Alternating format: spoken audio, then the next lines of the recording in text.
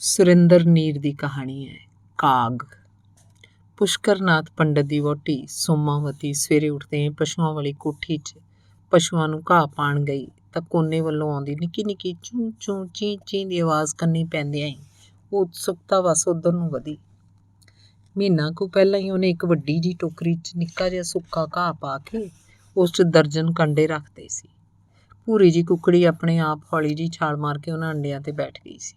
ਸੋਮਾਵਤੀ ਨੂੰ ਇਹ ਵੇਖ ਕੇ ਬੜੀ ਖੁਸ਼ੀ ਹੋਈ ਵੀ 14 ਅੰਡਿਆਂ 'ਚੋਂ 10 ਚੂਜੇ ਨਿਕਲ ਆਏ। ਇੱਕ ਅਜੇ ਅੱਧਾ ਕੁ ਫਟਿਆ ਸੀ। ਉਸ ਅੰਦਰ ਫਸਿਆ ਹੋਇਆ ਜੀਵ ਪੂਰਾ ਤਾਣ ਲਾ ਕੇ ਇਸ ਬਾਹਰਲੀ ਦੁਨੀਆ 'ਚ ਆਉਣ ਲਈ ਉਤਾਵਲਾ ਹੋ ਰਿਹਾ ਸੀ। 3 ਅੰਡੇ ਬੇਸ਼ੱਕ ਖਰਾਬ ਹੋ ਚੁੱਕੇ ਸੀ, ਪਰ ਫਿਰ ਵੀ ਜਿਹੜੇ ਇਸ ਟੋਕਰੀ 'ਚ ਗੁਲਾਬੀ ਚਿੱਟੇ ਭੂਰੇ ਰੰਗ ਦੇ ਨਿੱਕੇ ਨਿੱਕੇ ਰੂੰ ਦੇ ਗੋੜੇ ਜੇ ਫੁਰ ਫੁਰ ਕਰ ਰਹੇ ਸਨ, ਉਹਨਾਂ ਨੂੰ ਵੇਖ ਕੇ ਸੋਮਾਵਤੀ ਨੂੰ ਆਪਣੀਆਂ ਛਾਤੀਆਂ 'ਚ ਸਰ ਸਰ ਜਿਹੀ ਮਹਿਸੂਸ ਹੋਈ। ਬੇਸ਼ੱਕ ਉਹਦੇ ਤਿੰਨੇ ਜਵਾਕ ਸੋਨੂੰ, ਪਿੰਕੀ ਤੇ ਬਬਲੂ 4, 6 ਤੇ 8 ਸਾਲ ਦੇ ਸਨ, ਫਿਰ ਵੀ ਉਹਨਾਂ ਨਿੱਕੇ ਨਿੱਕੇ ਪਿਆਰੇ ਪਿਆਰੇ ਬੱਚਿਆਂ ਨੂੰ ਵੇਖ ਉਹਦੇ ਅੰਦਰ ਮਮਤਾ ਦਾ ਸੈਲਾਬ ਉਮੜ ਆਇਆ। ਚੂਜ਼ਿਆਂ ਵਾਲੀ ਟੋਕਰੀ ਤੋਂ ਬਾਹਰ ਚੌਕਸ ਖੜੀ ਕੁੱਕੜੀ ਨੂੰ ਸੋਮਾਵਤੀ ਤੋਂ ਕੋਈ ਖਤਰਾ ਮਹਿਸੂਸ ਨਹੀਂ ਹੋ ਰਿਹਾ ਸੀ, ਇਸ ਲਈ ਉਹ ਵੀ ਸ਼ਾਂਤ ਜੀ ਬਸ ਟੋਕਰੀ ਦੇ ਆਲੇ ਦੁਆਲੇ ਚੱਕਰ ਕੱਟੀ ਜਾ ਰਹੀ ਸੀ। ਤਦੇ ਉਤਸ਼ਾਹ 'ਚ ਭਰੀ ਸੋਮਾਵਤੀ ਨੇ ਸੋਨੂੰ, ਪਿੰਕੀ, ਬਬਲੂ ਨੂੰ ਆਵਾਜ਼ਾਂ ਮਾਰੀਆਂ, ਕੋਠੜੀ 'ਚ ਬੁਲਾ ਲਿਆ। ਉਹ ਆਪਣੇ ਬੱਚਿਆਂ ਨੂੰ ਇਹਨਾਂ ਨਵੇਂ ਆਏ ਨਿੱਕੇ ਨਿੱਕੇ ਮਹਿਮਾਨਾਂ ਨਾਲ ਮਿਲਾਉਣਾ ਚਾਹੁੰਦੀ ਸੀ, ਪਰ ਬੱਚਿਆਂ ਨੂੰ ਵੇਖਦੀ ਕੁੱਕੜੀ ਇੱਕਦਮ ਸਾਵਧਾਨ ਹੋ ਗਈ ਤੇ ਇਹ ਤੋਂ ਪਹਿਲਾਂ ਕਿ ਸੋਮਾਵਤੀ ਉਹ ਚੂਜ਼ੇ ਹੱਥ ਵਿੱਚ ਚੁੱਕ ਬੱਚਿਆਂ ਨੂੰ ਵਿਖਾਉਂਦੀ, ਕੁੱਕੜੀ ਨੇ ਇੱਕਦਮ ਆਕਰਮਣ ਕਰ ਸੋਮਾਵਤੀ ਦੇ ਹੱਥ 'ਤੇ ਆਪਣੀ ਤਿੱਖੀ ਚੁੰਝ ਨਾਲ ਵਾਰ ਕਰਤਾ। ਸੀ ਉਫ, ਹਾਏ ਹਾਏ ਨਖੱਤਰੀਏ, ਤਰੱਟ ਭਵੇ ਤੈਨੂੰ ਲਹੂ ਕੱਢ ਦਿੱਤਾ।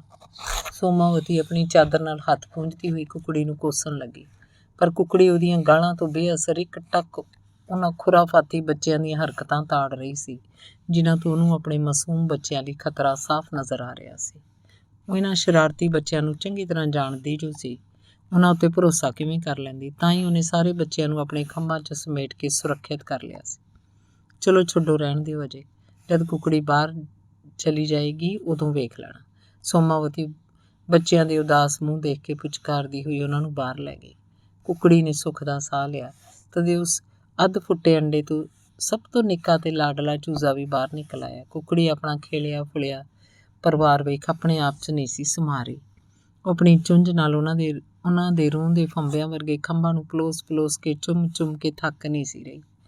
ਤਦੇ ਚਰਵਾਹਾ ਸਾਰੇ ਪਸ਼ੂਆਂ ਨੂੰ ਘਰਾਂ 'ਚੋਂ ਕੱਢ ਕੇ ਜੰਗਲ ਵੱਲ ਲੈ ਗਿਆ, ਜਿਸ ਕਰਕੇ ਕੋਠੜੀ ਦਾ ਬੂਹਾ ਹੁਣ ਖੁੱਲ੍ਹਾ ਸੀ। ਕੁੱਕੜੀ ਨੂੰ ਭੁੱਖ ਤਾਂ ਬੜੀ ਲੱਗੀ ਸੀ, ਪਰ ਸ਼ਰਾਰਤੀ ਬੱਚਿਆਂ ਦਾ ਵਸਾਹ ਨਹੀਂ ਸੀ ਖਾ ਰਹੀ। ਜਦ ਉਹਨੂੰ ਲੱਗਾ ਕਿ ਬਾਹਰ ਕੋਈ ਸ਼ੋਰ ਸ਼ਰਾਬਾ, ਧਮਾਲ ਚੌਕੜੀ ਨਹੀਂ ਹੋ ਰਹੀ, ਤਾਂ ਉਹ ਸਮਝ ਗਈ ਵੀ ਬੱਚੇ ਸ਼ਾਇਦ ਆਸ-ਪਾਸ ਨਹੀਂ ਹੈ। ਇਹੀ ਮੌਕਾ ਗਨੀਮਤ ਜਾਣ ਕੇ ਉਹ ਝਟ ਕੋਠੜੀ 'ਚੋਂ ਨਿਕਲ ਸਿੱਧੀ ਵਰਾਂਡੇ 'ਤੇ ਚੜ੍ਹ ਅੰਦਰਲੀ ਰਸੋਈ ਵੱਲ ਮੂੰਹ ਕਰਕੇ ਕੜਾਂ ਕੜਾਂ ਕਰਨ ਲੱਗ ਪਈ, ਜਿਵੇਂ ਸੋਮਾਵਤੀ ਨਾਲ ਸਲਾਹ ਕਰਨ ਆਈ ਹੋਵੇ। ਸੋਮਾਵਤੀ ਰੋਟੀ ਪਾਣੀ ਦੀ ਆਰ 'ਚ ਰੁੱਝੀ ਕੁੱਕੜੀ ਵੱਲ ਧਿਆਨ ਨਾ ਦੇ ਸਕੀ ਤਾਂ ਕੁੱਕੜੀ ਹੌਲੀ ਹੌਲੀ ਤੁਰਦੀ ਰਸੋਈ ਦੇ ਬੂਹੇ ਕੋਲ ਆ ਖੜੀ, ਜਿਵੇਂ ਸੋਮਾਵਤੀ ਨੂੰ ਕਹਿ ਰਹੀ ਹੋਵੇ, ਛੱਡ ਅੜੀਏ ਗੁੱਸਾ, ਤੂੰ ਵੀ ਤਾਂ ਇੱਕ ਮਾਂ ਹੈ। ਮਾਂ ਦੇ ਦਿਲ ਦਾ ਖਦਸ਼ਾ ਤੇ ਡਰ ਤਾਂ ਤੂੰ ਵੀ ਜਾਣਦੀ ਹੈ। ਹੁਣ ਦੇ ਮੈਨੂੰ ਕੁਝ ਖਾਣ ਲਈ, ਜੇ ਮੈਂ ਭੁੱਖੀ ਰਹਿ ਗਈ ਤਾਂ ਆਪਣੇ ਨਿੱਕੇ ਨਿੱਕੇ ਚੂਜ਼ੇ ਕਿਵੇਂ ਪਾਲਾਂਗੀ ਤੇ ਸੰਭਾਲਾਂਗੀ। ਸੋਮਾਵਤੀ ਵੀ ਜਿਵੇਂ ਕੁੱਕੜੀ ਦੀਆਂ ਸਾਰੀਆਂ ਕਈਆਂ ਗੱਲਾਂ ਸਮਝ ਗਈ। ਉਹਨੇ ਬਾਟੀ 'ਚ ਕਣਕ, ਮੱਕੀ, ਚੌਲਾਂ ਦਾ ਮਿਲਿਆ ਜੁਲਿਆ ਬਾਟ ਜਿਹਾ ਪਾ ਕੇ ਕੋਲ ਹੀ ਪਾਣੀ ਦਾ ਕਟੋਰਾ ਭਰਤਾ। ਕੁੱਕੜੀ ਸ਼ੁਕਰਾਨੇ ਭਰੀਆਂ ਨਜ਼ਰਾਂ ਨਾਲ ਸੋਮਾਵਤੀ ਨੂੰ ਵੇਖਦੀ ਬਾਟੀ 'ਚੋਂ ਦਾਣੇ ਚੁਗਣ ਲੱਗ ਪਈ। ਤਦੇ ਬੱਚੇ ਕਿਸੇ ਪਾਸਿਓਂ ਨੱਸਦੇ ਭੱਜਦੇ ਇੱਕ ਦੂਜੇ ਦੇ ਪਿੱਛੇ ਵਿਹੜੇ 'ਚ ਆ ਗਏ। ਉਹਨਾਂ ਨੇ ਜਿਵੇਂ ਹੀ ਕੁੱਕੜੀ ਨੂੰ ਦਾਣੇ ਖਾਣ 'ਚ ਮਗਨ ਵੇਖਿਆ ਤਾਂ ਝੱਟ ਕੋਠੜੀ ਵੱਲ ਦੌੜ ਗਏ ਤੇ ਅੰਦਰ ਵੜਦੇ ਹੀ ਉਹਨਾਂ ਕੋਠੜੀ ਦਾ ਬੂਹਾ ਬੰਦ ਕਰਤਾ। ਹੁਣ ਉਹ ਬੇਖੌਫ ਹੋ ਕੇ ਚੂਜ਼ਿਆਂ ਨਾਲ ਖੇਡ ਸਕਦੇ ਸੀ, ਉਹਨਾਂ ਨੂੰ ਆਪਣੇ ਹੱਥਾਂ 'ਚ ਲੈ ਕੇ ਲਾਡ ਲਡਾ ਸਕਦੇ ਸੀ। ਕੂਲੇ ਕੂਲੇ ਨਰਮ ਨਰਮ ਰੂੰ ਦੇ ਗੋੜਿਆਂ ਵਰਗੇ ਕਾਲੇ ਭੂਰੇ ਲਾਲ ਤੇ ਚਿੱਟੇ ਚੂਜ਼ੇ। ਪਰ ਜਿਵੇਂ ਹੀ ਕੋਠੜੀ ਦਾ ਬੂਹਾ ਬੰਦ ਹੋਣ ਦੀ ਆਵਾਜ਼ ਕੁੱਕੜੀ ਦੇ ਕੰਨੀ ਪਈ, ਉਹਦਾ ਕਲੇਜਾ ਧੜਾਕ ਕਰਕੇ ਜਿਵੇਂ ਬੈਠਣ 'ਤੇ ਆ ਗਿਆ। ਉਹਦੀਆਂ ਲੱਤਾਂ ਕੰਬ ਗਈਆਂ। ਹਾਏ ਮੇਰੇ ਬੱਚੇ! ਉਹਦੇ ਕਲੇਜੇ ਨੂੰ ਹੌਲ ਪੈ ਗਿਆ। ਉਹ ਜ਼ੋਰ ਜ਼ੋਰ ਦੀ ਕੜਾਂ ਕੜਾਂ ਕਰਕੇ ਮਦਦ ਲਈ ਚੀਕਣ ਲੱਗ ਪਈ, ਕੋਈ ਮੇਰੇ ਬੱਚਿਆਂ ਨੂੰ ਬਚਾਓ, ਮੇਰੀ ਮਦਦ ਕਰੋ। ਕੋਠੜੀ ਦੇ ਬੂਹੇ ਨੂੰ ਆਪਣੀ ਚੁੰਝ ਮਾਰ ਮਾਰ ਤੋੜਨ ਦੀ ਕੋਸ਼ਿਸ਼ ਕਰ ਰਹੀ ਸੀ, ਪਰ ਬੂਹਾ ਨਹੀਂ ਸੀ ਖੁੱਲ੍ਹਿਆ। ਅੰਦਰੋਂ ਬੱਚਿਆਂ ਦੇ ਹੱਸਣ ਖਿਲਖਿਲਾਉਣ ਦੀਆਂ ਆਵਾਜ਼ਾਂ ਸੁਣ ਉਹਦਾ ਦਿਲ ਡੁੱਬ ਰਿਹਾ ਸੀ। ਉਹ ਮੁੜ ਰਸੋਈ ਵੱਲ ਭੱਜੀ, ਬੂਹੇ 'ਤੇ ਖੜੋ ਜ਼ੋਰ ਜ਼ੋਰ ਦੀ ਕੜਾਂ ਕੜਾਂ ਕਰਨ ਲੱਗੀ। ਸੋਮਾਵਤੀ ਨੇ ਹੱਥਲੇ ਭਾਂਡੇ ਧੋਣੇ ਛੱਡ ਬਾਹਰ ਵੱਲ ਨਜ਼ਰ ਮਾਰ ਵੇਖਿਆ ਕਿ ਕੁੱਕੜੀ ਇੰਨਾ ਤੜਪ ਕਿਉਂ ਰਹੀ ਹੈ। ਤਦੇ ਉਹਦੀ ਨਜ਼ਰ ਕੋਠੜੀ ਦੇ ਬੰਦ ਦਰਵਾਜ਼ੇ 'ਤੇ ਪਈ। ਅੱਛਾ, ਬੱਚੇ ਅੰਦਰ ਜਾ ਵੜੇ ਨੇ, ਤਾਂ ਹੀ ਤਾਂ ਵਿਚਾਰੀ ਇਸ ਤਰ੍ਹਾਂ ਮਰਨਹਾਰੀ ਹੋਈ ਪਈ ਹੈ। ਸੋਚਦੀ ਸੋਮਾਵਤੀ ਕੋਠੜੀ ਵੱਲ ਹੋ ਤੁਰੀ। ਵਿਆਕੁਲ ਕੁਕੜੀ ਕਦੀ ਉਹ ਤੋਂ ਅੱਗੇ ਹੋ ਜਾਂਦੀ, ਕਦੀ ਉਹਦੇ ਪਿੱਛੇ ਪਿੱਛੇ ਤੁਰਨ ਲੱਗਦੀ। ਸੋਮਾਵਤੀ ਨੇ ਕੋਠੜੀ ਅੱਗੇ ਜਾ ਕੇ ਬੱਚਿਆਂ ਨੂੰ ਬਾਹਰ ਬੁਲਾਇਆ।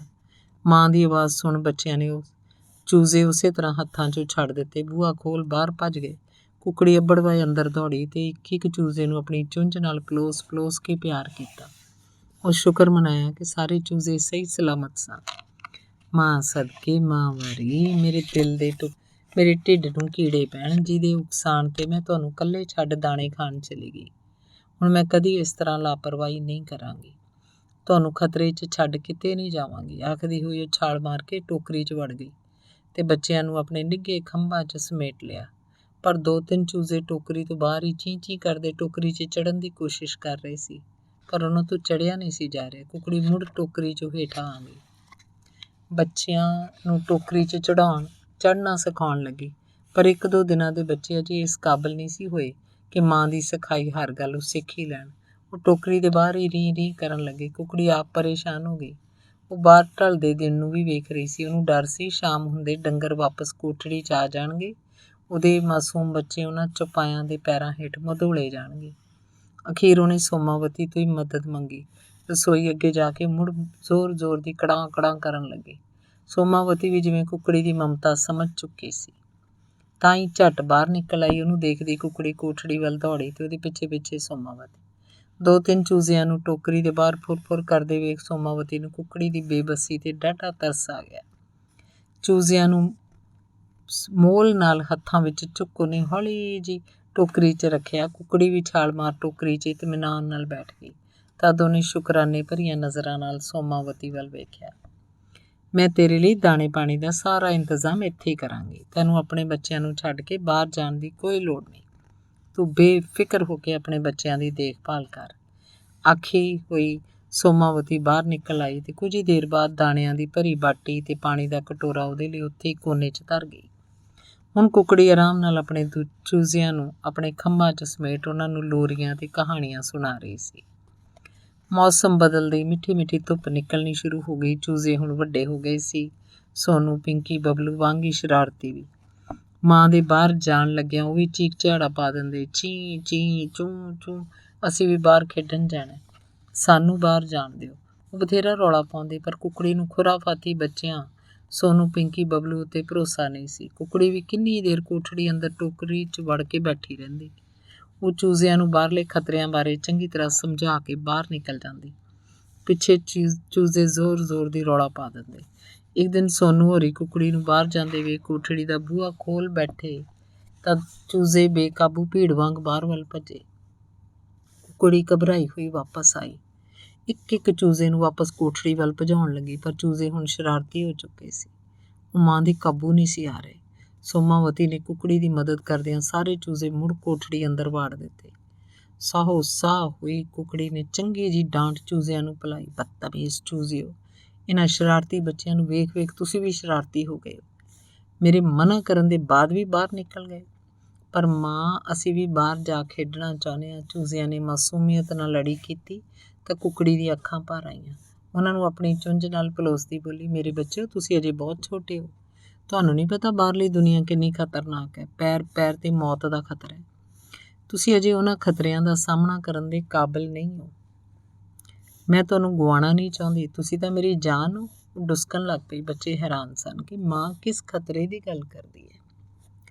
ਪਰ ਸੋਨੂੰ, ਪਿੰਕੀ ਤੇ ਬਬਲੂ ਤਾਂ ਸਾਡੇ ਦੋਸਤ ਹਨ। ਉਹ ਸਾਨੂੰ ਕਿਉਂ ਨੁਕਸਾਨ ਪਹੁੰਚਾਉਣਗੇ? ਉਹਨਾਂ ਤੋਂ ਸਾਨੂੰ ਕੋਈ ਖਤਰਾ ਨਹੀਂ ਮਾਂ। ਨਹੀਂ ਮੇਰੇ ਲਾਡਲਿਓ, ਉਹ ਖਤਰਨਾਕ ਨਹੀਂ, ਪਰ ਉਹ ਅਜੇ ਤੁਹਾਡੇ ਵਾਂਗ ਹੀ ਨਾ ਸਮਝ ਨੇ, ਤੇ ਨਾ ਸਮਝੀ ਵੀ ਇੱਕ ਖਤਰਾ ਹੀ ਹੁੰਦੀ ਹੈ। ਪਰ ਮਾਂ, ਉਹ ਤਾਂ ਸਾਡਾ ਬਹੁਤ ਖਿਆਲ ਰੱਖਦੇ ਨੇ। ਸਭ ਤੋਂ ਵੱਡਾ ਕਾਲਾ ਚੂਜ਼ਾ ਪੂਰਾ ਤਰਕ ਕਰ ਰਿਹਾ ਸੀ, ਜਦਕਿ ਮਾਂ ਦੇ ਜ਼ਹਿਨ 'ਚ ਕੇਵਲ ਸੋਨੂੰ ਹੋਰੀ ਹੀ ਡਰ ਦੀ ਵਜ੍ਹਾ ਨਹੀਂ ਸਨ, ਬਲਕਿ ਉਹਨਾਂ ਤੋਂ ਵੀ ਵੱਡਾ ਡਰ ਕੋਈ ਹੋਰ ਸੀ, ਜਿਸ ਬਾਰੇ ਇਹਨਾਂ ਚੂਜ਼ਿਆਂ ਨੂੰ ਦੱਸਣਾ ਜ਼ਰੂਰੀ ਹੋ ਗਿਆ। ਬੱਚਿਓ, ਸਾਨੂੰ ਸਭ ਤੋਂ ਵੱਡਾ ਖਤਰਾ ਇੱਲਾਂ ਕਾਗਾਂ ਤੋਂ ਹੈ। ਉਹ ਬੜੇ ਜ਼ਾਲਮ ਪੰਛੀ ਹੈ। ਅਸਮਾਨ 'ਚ ਉੱਡਦੇ ਹੋਏ ਵੀ ਉਹਨਾਂ ਦੀ ਨਿਗਾਹ ਧਰਤੀ 'ਤੇ ਤੁਰਦੇ ਖੇਡਦੇ ਤੁਹਾਡੇ ਵਰਗੇ ਚੂਜ਼ਿਆਂ ਦੀ ਭਾਲ ਕਰਦੀ ਹੈ। ਅੱਖ ਦੇ ਝਪਕਣ ਦੀ ਫੋਰ ਵਿੱਚ ਝਪਟਾ ਮਾਰ ਆਪਣੀ ਮੌਤ ਵਰਗੇ ਪੰਜਿਆਂ 'ਚ ਦਬੋਚ ਕੇ ਉਡਾ ਲੈ ਜਾਂਦੇ ਆ, ਆਪਣਾ ਪੇਟ ਭਰਨ ਲਈ। ਕਾਲਾ ਚੂਜ਼ਾ ਅਚਾਨਕ ਡਰ ਨਾਲ ਸਹਿਮਿਆ ਹੋਇਆ ਬੋਲਿਆ, ਮਾਂ, ਮੈਂ ਕੱਲ ਇੱਕ ਕਾਗ ਆਪਣੇ ਵਿਹੜੇ ਵਿਚਲੇ ਅਖਰੋਟ ਦੇ ਰੁੱਖ ਤੇ ਬੈਠਾ ਵੇਖਿਆ ਸੀ। ਮੈਨੂੰ ਵੇਖਦੀ ਉਹ ਆਪਣੀ ਅੱਖਾਂ ਮੇਰੇ ਤੇ ਗੱਡ ਜ਼ੋਰ ਜ਼ੋਰ ਦੀ ਕਾਂ ਕਾਂ ਚੀਕਣ ਲੱਗਾ। ਉਹ ਮੈਨੂੰ ਡਰਾ ਰਿਹਾ ਸੀ ਤੇ ਮੈਂ ਭੱਜ ਕੇ ਅੰਦਰ ਆ ਕੇ ਛੁਪ ਗਿਆ। ਹਾਂ ਮੇਰੇ ਬੱਚੇ, ਉਹਨਾਂ ਤੋਂ ਡਰਨਾ ਚਾਹੀਦਾ। ਉਹ ਸਾਖਿਆਤ ਮੌਤ ਨੇ ਸਾਡੇ ਲਈ। ਅਗਰ ਉਹ ਝਪੱਟਾ ਮਾਰਨ ਤਾਂ ਬਚਣ ਦੀ ਕੋਈ ਸੂਰਤ ਨਹੀਂ ਰਹਿੰਦੀ। ਇਸੇ ਲਈ ਮੈਂ ਤੁਹਾਨੂੰ ਬਾਹਰ ਜਾਣ ਲਈ ਮਨਾ ਕਰਦੀ ਹਾਂ ਮੇਰੇ ਪਿਆਰਿਓ। ਪਰ ਮਾਂ, ਸੋਨੂੰ, ਪਿੰਕੀ ਤੇ ਬਬਲੂ ਸਾਡੇ ਦੋਸਤ ਨੇ। ਉਹ ਕਾਗ ਕੋਲੋਂ ਬਹੁਤ ਵੱਡੇ ਨੇ, ਤਾਕਤਵਰ ਵੀ ਨੇ, ਤੇ ਉਹ ਕਾਗ ਨੂੰ ਸਾਡੇ ਕੋਲ ਆਉਣ ਹੀ ਨਹੀਂ ਦੇਣਗੇ। ਤੇ ਅਗਰ ਕਾਗ ਸਾਡੇ ਵੱਲ ਆਵੇਗਾ ਵੀ ਤਾਂ ਉਹ ਸਾਰੇ ਮਿਲ ਕੇ ਕਾਗ ਨੂੰ ਮਾਰ ਦੇਣਗੇ। ਵਿਚਕਾਰਲੇ ਚਿੱਟੇ ਪੁੱਤਰ ਦੀਆਂ ਗੱਲਾਂ ਸੁਣ ਕੁਕੜੀ ਚੁੱਪ ਹੋ ਗਈ। ਸ਼ਾਇਦ ਉਹਨੂੰ ਵੀ ਚਿੱਟੇ ਚੂਜ਼ੇ ਦੀ ਗੱਲ ਤੇ ਭਰੋਸਾ ਹੋ ਗਿਆ ਸੀ ਕਿ ਅਗਰ ਉਹਦੇ ਚੂਜ਼ਿਆਂ ਉੱਤੇ ਕੋਈ ਖਤਰਾ ਆ ਜਾਏਗਾ ਤਾਂ ਸੋਨੂੰ ਹੋਰੀ ਉਹਦੇ ਚੂਜ਼ਿਆਂ ਦੀ ਰਾਖੀ ਕਰਨਗੇ। ਉਹ ਬੱਚੇ ਬੇਸ਼ੱਕ ਸ਼ਰਾਰਤੀ ਜਾਂ ਖੁਰਾਫਾਤੀ ਸਨ, ਪਰ ਕੁਕੜੀ ਜਾਣਦੀ ਸੀ ਕਿ ਉਹ ਇਹਨਾਂ ਚੂਜ਼ਿਆਂ ਨੂੰ ਬਹੁਤ ਮੁਹੱਬਤ ਕਰਦੇ ਆ ਤੇ ਉਹਨਾਂ 'ਤੇ ਆਂਚ ਨਹੀਂ ਆਉਣ ਦੇਣਗੇ। ਇੱਕ ਸਵੇਰ ਸੋਮਾਵਤੀ ਡੰਗਰਾਂ ਨੂੰ ਘਾਹ ਪਾਉਣ ਆਈ ਤਾਂ ਇਹ ਵੇਖ ਉਹਦਾ ਤਰਾਹ ਨਿਕਲ ਗਿਆ ਕਿ ਇੱਕ ਚੂਜ਼ਾ, ਜੋ ਹੁਣ ਬੇਸ਼ੱਕ ਵੱਡਾ ਹੋ ਗਿਆ ਸੀ, ਫਿਰ ਵੀ ਉਹ ਸ਼ਾਇਦ ਗਊ ਦੇ ਖੁਰਾਂ ਹੇਠ ਆ ਕੇ ਮਿੱਧਿਆ ਗਿਆ ਸੀ। ਕੁਕੜੀ ਮਰੇ ਹੋਏ ਚੂਜ਼ੇ ਦੇ ਸਰਾਣੇ ਨਿੰਮੋ ਝੋਣ ਬੈਠੀ ਸੀ।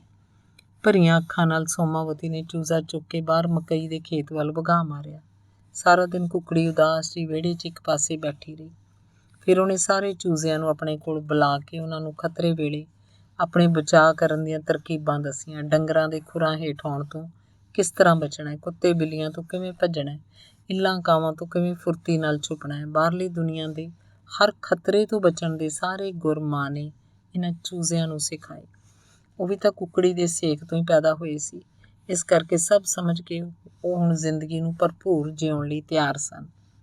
ਮਿੱਠੀ ਮਿੱਠੀ ਧੁੱਪ 'ਚ ਚੂਜ਼ੇ ਵਿਹੜੇ 'ਚ ਟਪੂਸੀਆਂ ਮਾਰਦੇ ਖੁਸ਼ੀ ਨਾਲ ਚਾਮਲ ਰਹੇ ਸੀ।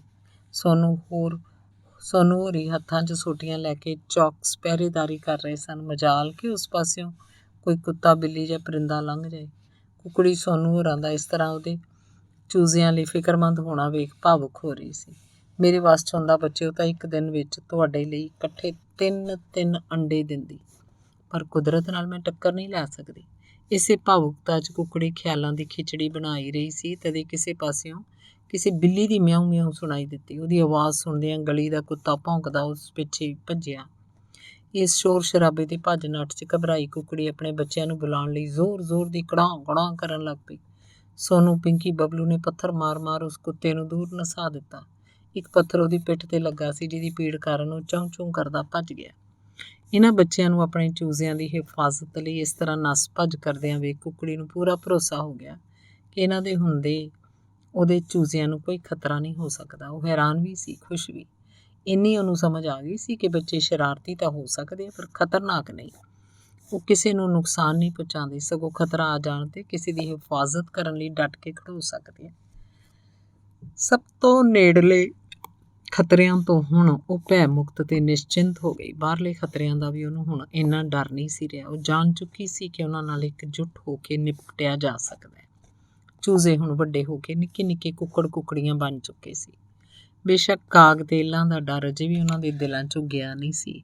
ਕੁਕੜੀ ਵੀ ਹੁਣ ਹਰ ਵੇਲੇ ਉਹਨਾਂ 'ਤੇ ਨਜ਼ਰ ਨਹੀਂ ਰੱਖਦੀ, ਸਗੋਂ ਹੁਣ ਆਜ਼ਾਦੀ ਨਾਲ ਇੱਧਰ ਉੱਧਰ ਘੁੰਮਦੇ ਤੇ ਜੀ ਕਰਦਾ ਘਰ ਦੇ ਵਿਹੜੇ ਤੋਂ ਬਾਹਰ ਹੀ ਉਡਾਰੀਆਂ ਮਾਰ ਆਉਂਦੇ।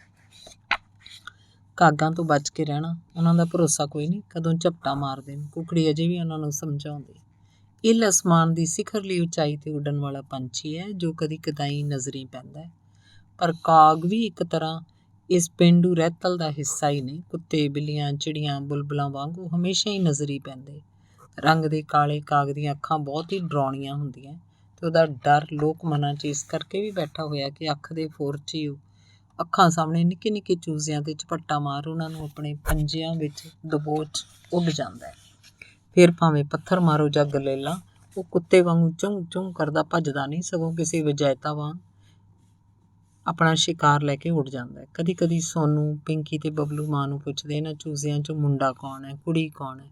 ਸੋਮਾਵਤੀ ਉਹਨਾਂ ਨੂੰ ਸਮਝਾਉਂਦੇ ਆਖਦੀ, ਜਦ ਇਹ ਥੋੜ੍ਹੇ ਹੋਰ ਵੱਡੇ ਹੋ ਜਾਣਗੇ ਤਾਂ ਜੋ ਮੁੰਡੇ ਯਾਨੀ ਕੁੱਕੜ ਹੋਣਗੇ, ਉਹਨਾਂ ਦੇ ਸਿਰਾਂ 'ਤੇ ਲਾਲ ਕਲਗੀ ਨਿਕਲ ਆਏਗੀ। ਤੇ ਕੁਕੜੀ, ਪਿੰਕੀ ਨੂੰ ਆਪਣੀ ਹਮਜਿਨਸ ਦੀ ਖੂਬੀ ਜਾਣਨ ਦੀ ਉਤਸੁਕਤਾ ਹੈ। ਜੋ ਕੁੜੀ ਯਾਨੀ ਕੁਕੜੀ ਹੋਏਗੀ, ਉਹਦੇ ਸਿਰ 'ਤੇ ਵੀ ਨਿੱਕੀ ਜਿਹੀ ਲਾਲ ਮੌਲੀ ਆ ਜਾਏਗੀ।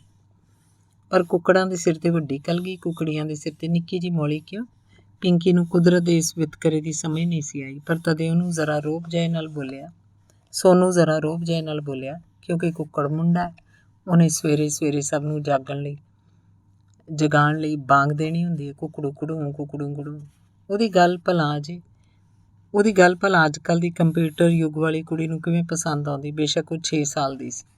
ਕੁੱਕੜੀ ਵੀ ਤਾਂ ਅੰਡੇ ਦਿੰਦੀ ਹੈ, ਅਸੀਂ ਉਹਦੇ ਹੀ ਅੰਡੇ ਖਾਂਦੇ ਹਾਂ, ਉਹ ਜ਼ਿਆਦਾ ਤਾਕਤਵਰ ਹੈ। ਸੋਮਾਵਤੀ ਆਪਣੇ ਮਾਸੂਮ ਬੱਚਿਆਂ ਦੀਆਂ ਸਿਆਣੀਆਂ ਗੱਲਾਂ ਸੁਣ ਕੇ ਖੜਾਕਾ ਮਾਰ ਕੇ ਹੱਸ ਪਈ। ਤੇ ਨਿੱਕੇ ਨਿੱਕੇ ਮੁਰਗੇ ਮੁਰਗੀਆਂ ਜੋ ਕਿ ਮਸਾਂ ਹੀ ਬਚਪਨ ਦੀ ਦਹਿਲੀਜ਼ ਪਾਰ ਕਰ ਜਵਾਨੀ 'ਚ ਪੈਰ ਰੱਖੇ ਸੀ ਨੇ ਚੀਕ ਚਿਹਾੜਾ ਪਾ ਦਿੱਤਾ। ਮੌਤ ਵਰਗੀਆਂ ਡਰਾਉਣੀਆਂ ਅੱਖਾਂ ਵਾਲਾ ਕਾਲਾ ਕਾਗ ਅਚਾਨਕ ਕੋੜੀ ਦੇ ਰੁੱਖ ਤੋਂ ਉੱਡਿਆ ਤੇ ਝਪੱਟਾ ਮਾਰ ਇੱਕ ਚੂਜ਼ਾ ਆਪਣੇ ਪੰਜਿਆਂ 'ਚ ਦਬੋਚ ਕੇ ਉੱਡ ਗਿਆ। ਸੋਮਾਵਤੀ ਹਾਏ ਹਾਏ ਤਰਾਏ ਤਰਾਏ ਕਰਦੀ ਹੱਥ ਮਲਦੀ ਕਾਂ ਪਿੱਛੇ ਦੌੜੀ। ਬੱਚਿਆਂ ਨੇ ਵੀ ਬਥੇਰਾ ਰੌਲਾ ਪਾਇਆ, ਪੱਥਰ ਮਾਰੇ, ਗੁਲੇਲ ਨਾਲ ਨਿਸ਼ਾਨਾ ਫੁੰਡਿਆ, ਪਰ ਸਭ ਵਿਅਰਥ। ਕਾਗ ਚੂਜ਼ਾ ਲੈ ਕੇ ਅੱਖੋਂ ਓਹਲੇ ਜਾ ਚੁੱਕਾ ਸੀ। ਕੁਕੜੀ ਕਿੰਨੀ ਦੇਰ ਕੜਾਂ ਕੜਾਂ ਕਰਦੀ ਅਚਵੀ ਜਿਹੀ 'ਚ ਵਿਹੜੇ ਦੇ ਇੱਕ ਸਿਰੇ ਤੋਂ ਦੂਜੇ ਸਿਰੇ ਤੱਕ ਦੌੜਦੀ ਵਿਰਲਾਪ ਕਰਦੀ ਰਹੀ। ਫਿਰ ਦੌੜ ਕੇ ਆਪਣੇ ਬਾਕੀ ਚੂਜ਼ਿਆਂ ਵੱਲ ਭੱਜੀ। ਸਾਰੇ ਚੂਜ਼ੇ ਡਰੇ ਸਹਿਮੇ ਮਾਂ ਦੀ ਬੁੱਕਲ 'ਚ ਵੜਨ ਦੀ ਅਸਫਲ ਜਿਹੀ ਕੋਸ਼ਿਸ਼ ਕਰਨ ਲੱਗੇ। ਉਹ ਬੁੱਕਲ ਦੇ ਆਕਾਰ ਤੋਂ ਵੱਡੇ ਹੋ ਚੁੱਕੇ ਸੀ, ਫਿਰ ਵੀ ਕਾਗ ਮੌਤ ਦਾ ਪੰਜਾ ਬਣ ਉਹਨਾਂ ਨੂੰ ਇੱਕ ਝਪਟੇ 'ਚ ਲੈ ਗਿਆ ਸੀ। ਕੁਕੜੀ ਭਰੀਆਂ ਅੱਖਾਂ ਲੈ ਕੇ ਸੋਮਾਵਤੀ ਤੇ ਬੱਚਿਆਂ ਅੱਗੇ ਫਰਿਆਦ ਕਰ ਰਹੀ ਸੀ, ਤੁਹਾਡੀਆਂ ਅੱਖਾਂ ਸਾਹਮਣੇ ਉਹ ਦੁਸ਼ਟ ਕਾਲਾ ਕਾਗ ਮੇਰੇ ਕਲੇਜੇ ਦਾ ਟੁਕੜਾ ਝਪੱਟਾ ਮਾਰ ਕੇ ਲੈ ਗਿਆ। ਉਹ ਤੜਪ ਰਹੀ ਸੀ, ਬਸ ਅੱਖਾਂ 'ਚ ਅੱਥਰੂ ਹੀ ਨਹੀਂ ਸੀ ਵਹਿ ਰਹੇ, ਜਾਂ ਸ਼ਾਇਦ ਵਹਿ ਵੀ ਰਹੇ ਹੋਣ, ਜਿਹੜੇ ਕਿਸੇ ਨੂੰ ਦਿਖਾਈ ਨਹੀਂ ਸੀ ਦੇ ਰਹੇ।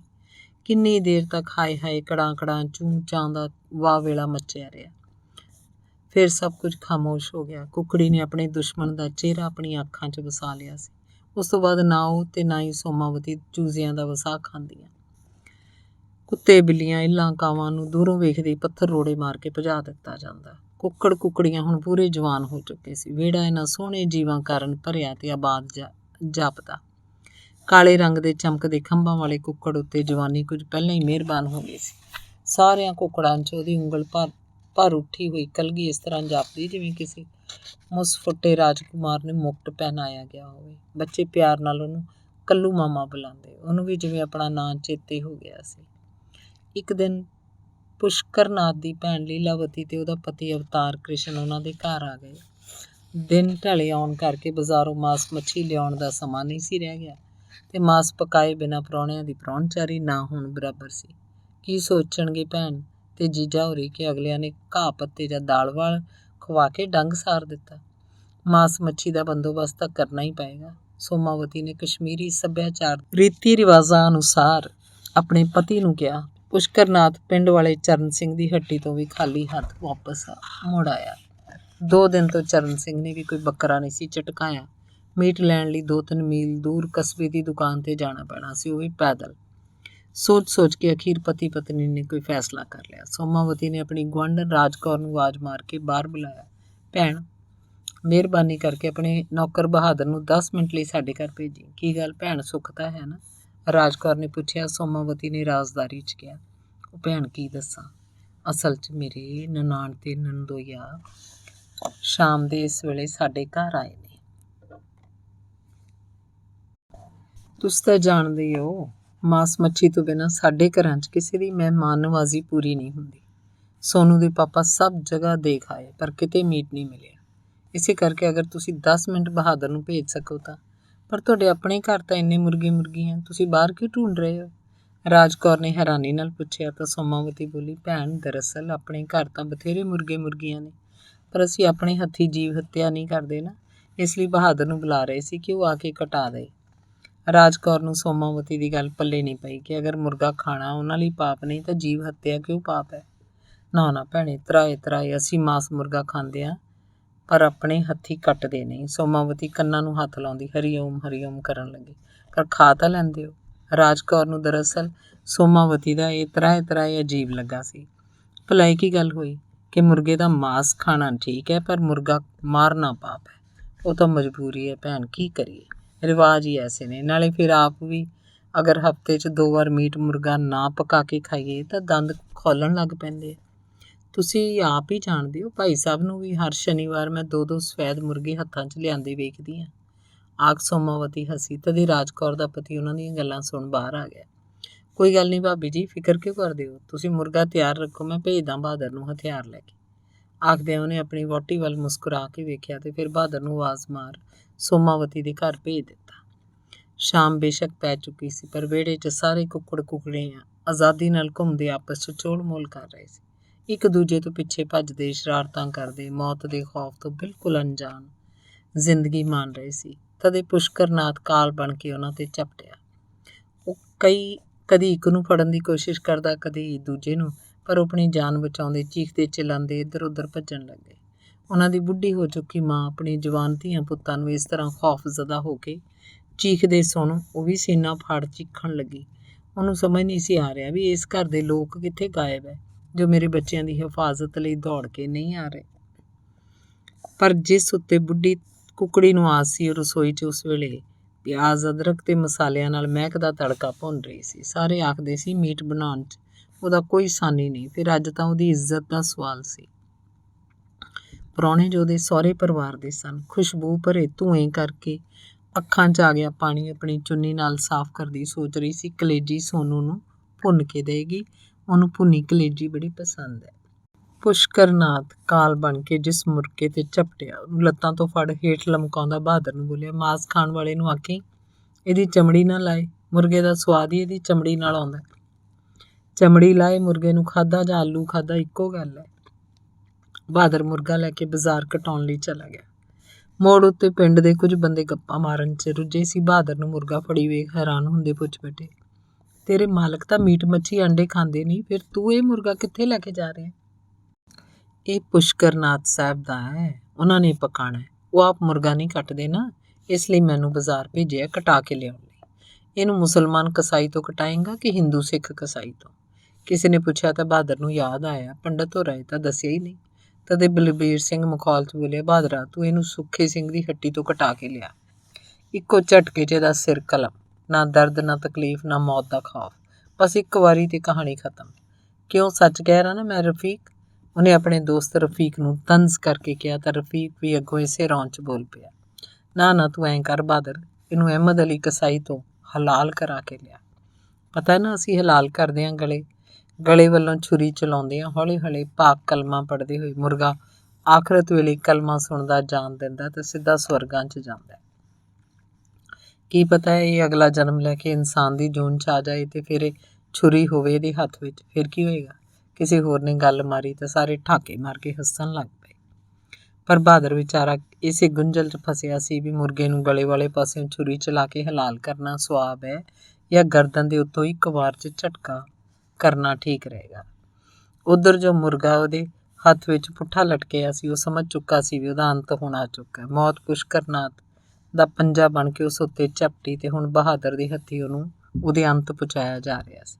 ਉਹ ਸੋਚ ਰਿਹਾ ਸੀ ਕਾਸ਼ ਉਸ ਵਕਤ ਉਹਦੀ ਮਾਲਕਣ ਜਾਂ ਉਹਦੇ ਦੋਸਤ ਸੋਨੂੰ, ਪਿੰਕੀ, ਬਬਲੂ ਉੱਥੇ ਹੁੰਦੇ ਤਾਂ ਇਹਨਾਂ ਮੌਤ ਦੇ ਸ਼ੈਤਾਨਾਂ ਨੂੰ ਪੱਥਰ ਮਾਰ-ਮਾਰ ਭਜਾ ਦਿੰਦੇ। ਉਹਨੂੰ ਯਾਦ ਆ ਰਿਹਾ ਸੀ ਜਦ ਕਾਗ ਉਹਨਾਂ 'ਚੋਂ ਇੱਕ ਚੂਜ਼ੇ ਨੂੰ ਚੁੱਕ ਕੇ ਲੈ ਗਿਆ ਸੀ, ਸਾਰੇ ਕਿੰਨੇ ਤੜਪੇ ਸੀ। ਸੋਮਾਵਤੀ ਨੇ ਤਾਂ ਪੱਥਰ ਵੀ ਮਾਰਿਆ ਸੀ ਕਾਗ ਨੂੰ। ਹਾਏ ਜਦ ਕੱਲ੍ਹ ਮੇਰੀ ਬਾਂਗ ਨਹੀਂ ਸੁਣਨਗੇ ਤਾਂ ਸਾਰੇ ਕਿੰਨੇ ਦੁਖੀ ਹੋਣਗੇ। ਹੁਣ ਬੱਚੇ ਕਿਹਦੀ ਨਕਲ ਕਰਨਗੇ ਕੁਕੜੂ? ਘਰ 'ਚ ਸੋਮਾਵਤੀ ਦੀ ਰਸੋਈ ਸੁਗੰਧਤ ਤੜਕੇ ਨਾਲ ਮਹਿਕ ਰਹੀ ਸੀ, ਪਰ ਵਾੜੇ 'ਚ ਕੁੱਕੜ ਕੁੱਕੜੀਆਂ ਦੇ ਚੀਕ ਚਿਹਾੜੇ ਨੇ ਅਸਮਾਨ ਸਿਰ 'ਤੇ ਚੁੱਕਿਆ ਸੀ। ਸੋਮਾਵਤੀ ਨੇ ਸੋਚਿਆ ਸ਼ਾਇਦ ਕੋਈ ਗਿੱਦੜ, ਲਾਸ਼ੀ ਜਾਂ ਕੁੱਤਾ ਬਿੱਲੀ ਵਿਹੜੇ 'ਚ ਆ ਵੜਿਆ ਹੋਏਗਾ। ਉਹ ਸ਼ੀ ਕਰਦੀ ਬਾਹਰ ਨਿਕਲੀ, ਪਰ ਕੁੱਕੜ ਕੁੱਕੜੀਆਂ ਸਭ ਹੀ ਸਲਾਮਤ ਸਨ। ਕੋਈ ਖਤਰੇ ਵਾਲੀ ਚੀਜ਼ ਉੱਥੇ ਹੈ ਨਹੀਂ ਸੀ। ਫਿਰ ਇਹਨਾਂ ਖਸਮਾਂ ਖਾਣਿਆਂ ਨੂੰ ਕੀ ਆਫਤ ਆ ਪਈ ਹੈ? ਸੋਚਦਿਆਂ ਉਹਨੇ ਦਾਣਿਆਂ ਵਾਲਾ ਭਾਂਡਾ ਚੁੱਕਿਆ। 2-3 ਮੁੱਠਾਂ ਦਾਣੇ ਇੱਧਰ ਉੱਧਰ ਉਹਨਾਂ ਅੱਗੇ ਖਿਲਾਰ ਦਿੱਤੇ। ਅੱਗੇ ਪਿੱਛੇ ਦਾਣੇ ਪੈਂਦੇ ਵੇਖ ਸਭ ਕੁੱਕੜ ਇੱਕ ਦੂਜੇ 'ਤੇ ਚੜ੍ਹਦੇ ਤੇ ਮਾਰੋ ਮਾਰ ਕਰਦੇ ਦਾਣਿਆਂ 'ਤੇ ਝਪਟ ਪੈਂਦੇ ਸੀ। ਪਰ ਅੱਜ ਕੋਈ ਉਹਨਾਂ ਦਾਣਿਆਂ ਵੱਲ ਉੱਲਰਿਆ ਵੀ ਨਾ, ਸਗੋਂ ਸਾਰੇ ਸੋਮਾਵਤੀ ਦੇ ਆਲੇ ਦੁਆਲੇ ਘੇਰਾ ਪਾ ਕੇ ਕੜਾਂ ਕਰਦੇ ਚੀਕ ਚਿਹਾੜਾ ਪਾਉਣ ਲੱਗੇ। ਉਹਦੀਆਂ ਲੱਤਾਂ ਨੂੰ ਚਿੰਬੜਦੇ, ਆਪਣੀਆਂ ਚੁੰਝਾਂ ਉਹਦੇ ਪੈਰਾਂ 'ਤੇ ਰਗੜਦੇ, ਜਿਵੇਂ ਫਰਿਆਦ ਕਰ ਰਹੇ ਹੋਣ, ਸਾਡੀ ਇਹ ਮੁਹਾਫਜ਼ੇ ਤੂੰ ਕਿੱਥੇ ਸੀ ਜਦ ਤੇਰਾ ਹੀ ਕੋਈ ਆਪਣਾ ਸਾਡੇ ਤੋਂ ਕਾਲ ਬਣ ਕੇ ਝਪਟਿਆ ਤੇ ਸਾਡੇ ਲਾਡਲੇ ਵੱਡੇ ਭਰਾ ਨੂੰ ਸਾਡੀਆਂ ਅੱਖਾਂ ਸਾਹਮਣੇ ਚੁੱਕ ਕੇ ਲੈ ਗਿਆ। ਅਸੀਂ ਕੁਝ ਨਹੀਂ ਕਰ ਸਕੇ। ਕੁਕੜੀ ਆਪਣੀ ਚੁੰਝ ਨਾਲ ਆਪਣਾ ਢਿੱਡ ਜ਼ਖਮੀ ਕਰਦੀ ਵਿਰਲਾਪ ਕਰ ਰਹੀ ਸੀ। ਕੀ ਮੇਰੀ ਇਹ ਹਮਦਰਦ ਸਖੀਏ, ਵੇਖ ਮੇਰੇ ਕਾਲਜੇ ਦੇ ਟੁਕੜੇ ਨੂੰ ਉਹ ਮੇਰੀਆਂ ਅੱਖਾਂ ਸਾਹਮਣੇ ਝਪਟ ਕੇ ਲੈ ਗਿਆ। ਤੂੰ ਕਿੱਥੇ ਸਹਿਨੀ ਮੇਰੀ ਦੁੱਖਾਂ ਸੁੱਖਾਂ ਦੀ ਇਹ ਸਾਥਣੇ? ਤੇਰੇ ਹੱਥਾਂ ਨੇ ਅੱਜ ਪੱਥਰ ਕਿਉਂ ਨਾ ਚੁੱਕਿਆ? ਤੇ ਕਿੱਥੇ ਚਲੇ ਗਏ ਮੇਰੇ ਬੱਚਿਆਂ ਦੇ ਦੋਸਤ, ਤੇਰੇ ਬੱਚੇ? ਉਹਨਾਂ ਦੀਆਂ ਗੁਲੇਲਾਂ ਮੇਰੇ ਪੁੱਤਰ ਨੂੰ ਮੌਤ ਦੇ ਮੂੰਹੋਂ ਕਿਉਂ ਨਾ ਛੁਡਾ ਸਕੀਆਂ? ਪਰ ਅੱਜ ਸੋਮਾਵਤੀ ਦਾ ਧਿਆਨ ਇਹਨਾਂ ਕੁੱਕੜ ਕੁੱਕੜੀਆਂ ਦੀ ਕੜਾਂ ਵੱਲ ਨਹੀਂ, ਸਗੋਂ ਅੰਦਰ ਭੁੱਜ ਰਹੇ ਤੜਕੇ ਵੱਲ ਸੀ। ਉਹਨੇ ਅਜੇ ਕਿੰਨੇ ਹੋਰ ਮਸਾਲੇ ਤਿਆਰ ਕਰਨੇ ਸੀ। ਤਦੇ ਬਹਾਦਰ ਪੁੱਠਾ ਲਟਕਿਆ ਸਿਰ ਕਟਾ ਮੁਰਗਾ ਲੈ ਕੇ ਉੱਥੇ ਹੀ ਵਾੜੇ 'ਚ ਆ ਗਿਆ ਜਿੱਥੇ ਕੁੱਕੜ ਕੁੱਕੜੀਆਂ ਨੇ ਸੱਥਰ ਵਿਛਾ ਰੱਖਿਆ ਸੀ। ਪਤਾ ਨਹੀਂ ਬਹਾਦਰ ਨੇ ਮੁਰਗਾ ਝਟਕਾ ਕਰਵਾਇਆ ਸੀ ਜਾਂ ਹਲਾਲ, ਪਰ ਉਹਦੇ ਕਾਲੇ ਖੰਭ ਤਾਜ਼ੇ ਖੂਨ ਨਾਲ ਭਿੱਜੇ ਸੀ ਤੇ ਉਹਦੀ ਮੁੰਡੀ ਗਾਇਬ ਸੀ। ਬਹਾਦਰ ਨੇ ਕੁੱਕੜ ਸੋਮਾਵਤੀ ਦੇ ਹੱਥ ਫੜਾਇਆ ਤੇ ਆਪ ਚਲਾ ਗਿਆ। ਸੋਮਾਵਤੀ ਨੇ ਤਾਜ਼ਾ ਕੱਟਿਆ ਮੁਰਗਾ ਜਲਦੀ ਚਿਲਮਚੀ 'ਚ ਸੁੱਟਿਆ ਤੇ ਉਸ ਉੱਪਰ ਉਬਲਦਾ ਗਰਮ ਪਾਣੀ ਪਾ ਦਿੱਤਾ। ਵਾੜੇ 'ਚ ਅਚਾਨਕ ਜਿਵੇਂ ਕੋਈ ਅਸਮਾਨੀ ਬਿਜਲੀ ਆ ਡਿੱਗੀ ਸੀ, ਜਿਹਨੇ ਆਲੇ ਦੁਆਲੇ ਦੀ ਹਰ ਜਾਨਦਾਰ ਸ਼ੈ ਨੂੰ ਬੇਜਾਨ ਪੱਥਰ ਬਣਾ ਦਿੱਤਾ। ਸਭ ਕੁਝ ਰੁਕ ਗਿਆ ਸਿਵਾਏ ਸੋਮਾਵਤੀ ਦੇ ਹੱਥਾਂ ਦੇ, ਜੋ ਤੇਜ਼ ਚੱਲਦੇ ਗਰਮ ਪਾਣੀ ਨਾਲ ਝੁਲਸੇ ਕਾਲੇ ਮੁਰਗੇ ਦੇ ਲਿਸ਼ਕਦੇ ਖੰਭਾਂ ਦੀਆਂ ਤੀਰਾਂ ਇੱਕ ਕਰਕੇ ਉਹਦੀ ਚਮੜੀ 'ਚੋਂ ਨੋਚ ਕੇ ਬਾਹਰ ਕੱਢ ਰਹੀ ਸੀ। ਇਹ ਉਹੀ ਮੁਰਗਾ ਸੀ ਜਿਹਨੂੰ ਸੋਨੂ, ਪਿੰਕੀ, ਬਬਲੂ, ਕੱਲੂ ਮਾਮਾ ਬੁਲਾਉਂਦੇ ਸੀ ਤੇ ਸਾਰਾ ਦਿਨ ਕੁਕੜੂ ਕੜੂ ਕਰਦੇ ਉਹਦੇ ਪਿੱਛੇ ਦੌੜਦੇ ਸੀ। ਕੁੱਕੜ ਕੁੱਕੜੀਆਂ ਪਥਰੀਲੀਆਂ ਅੱਖਾਂ ਨਾਲ ਸੋਮਾਵਤੀ ਦੇ ਹੱਥਾਂ ਨੂੰ ਵੇਖ ਰਹੇ ਸਨ। ਨਾ ਕੋਈ ਕੜਾਂ ਸੀ, ਨਾ ਕੁੜਕੁੜ। ਇਸ ਮੌਤ ਵਰਗੀ ਖਾਮੋਸ਼ੀ ਦੇ ਦੁੱਖ ਵਿੱਚ ਸਿਰਫ ਇਹਨਾਂ ਕੁੱਕੜ ਕੁੱਕੜੀਆਂ ਦਾ ਦਿਲ ਹੀ ਲਹੂ ਲੁਹਾਨ ਨਹੀਂ ਸੀ, ਸਗੋਂ ਉਹਨਾਂ ਦੇ ਕੋਲ ਹੀ ਖੋੜੀ ਦੀ ਬੁੱਢੀ ਟਾਹਣੀ ਤੇ ਬੈਠਾ ਉਹ ਕਾਗ ਵੀ ਪਸ਼ੇਮਾਨ ਸੀ, ਜਿਹਦੀਆਂ ਡਰਾਉਣੀਆਂ ਅੱਖਾਂ ਨੇ ਹੋਰ ਸੰਭਾਲਦਿਆਂ ਤੋਂ ਹੀ ਇਹਨਾਂ ਕੁੱਕੜ ਕੁੱਕੜੀਆਂ ਨੂੰ ਖੌਫਜ਼ਦਾ ਕਰ ਰੱਖਿਆ ਸੀ। ਪਰ ਅੱਜ ਉਹਦੀਆਂ ਉਹੀ ਮੌਤ ਦਾ ਪੈਗਾਮ ਸੁਣਾਉਂਦੀਆਂ ਖੌਫਨਾਕ ਅੱਖਾਂ ਘੁੱਟ ਕੇ ਬੰਦ ਸਨ ਤੇ ਉਹਦਾ ਸਿਰ ਝੁਕਦਾ ਉਹਦੀਆਂ ਆਪਣੀਆਂ ਲੱਤਾਂ ਵਿਚਾਲੇ ਲਮਕ ਗਿਆ ਸੀ। ਧੰਨਵਾਦ।